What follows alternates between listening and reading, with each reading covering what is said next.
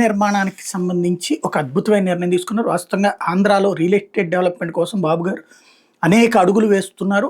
Housing ప్రాజెక్ట్స్‌ని develop చేయడానికి అనేక షరతుల్ని తగ్గించుకుంటూ వచ్చారు. ఇప్పుడు ఇంకొక మంచి ముందడుగు 50 చదరపు మీటర్ల విస్తీర్ణంలో పేదలు నిర్మించుకునే G+1 నివాస భవనాలకి ₹1 అనుమతి చాలట.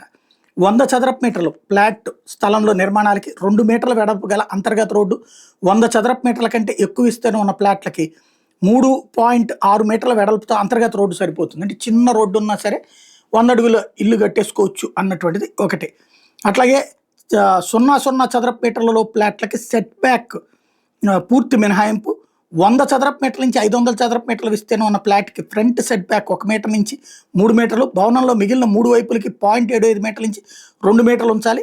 500 చదరపు మీటర్ల నుంచి 2500 చదరపు మీటర్ల విస్తీర్ణం గల ఫ్లాట్లకి ఫ్రంట్ సెట్ బ్యాక్ 3 మీటర్ల నుంచి 5.5 మీటర్లు, భవనంలో మిగిలిన 3 వైపులకి ఇప్పటివరకు ఉన్న నిబంధనలే వర్తిస్తాయి. 2500 చదరపు మీటర్ల పైబడిన విస్తీర్ణంలో గల ఫ్లాట్కి 500 చదరపు మీటర్ల నుంచి 2500 చదరపు మీటర్ల ఫ్లాట్కి ఉన్న సెట్ బ్యాక్ నిబంధనలే వర్తిస్తాయి. ఈ సడలింపుల కారణంగా నిర్మాణాల్లో నిబంధనల ఉల్లంఘనకు ఆస్కారం ఉండదు. దీనివల్ల భవన నిర్మాణం బిల్డప్ ఏరియా ప్రాంతం పెరుగుతుంది. 300 చదరపు మీటర్ల కంటే ఎక్కువ విస్తీర్ణంలో నిర్మించే భవనాలకు సెల్లార్ పార్కింగ్ అనుమతి. అదే ఫ్లాట్లో సెట్ బ్యాక్ మార్చుకునే అవకాశం ఉంది.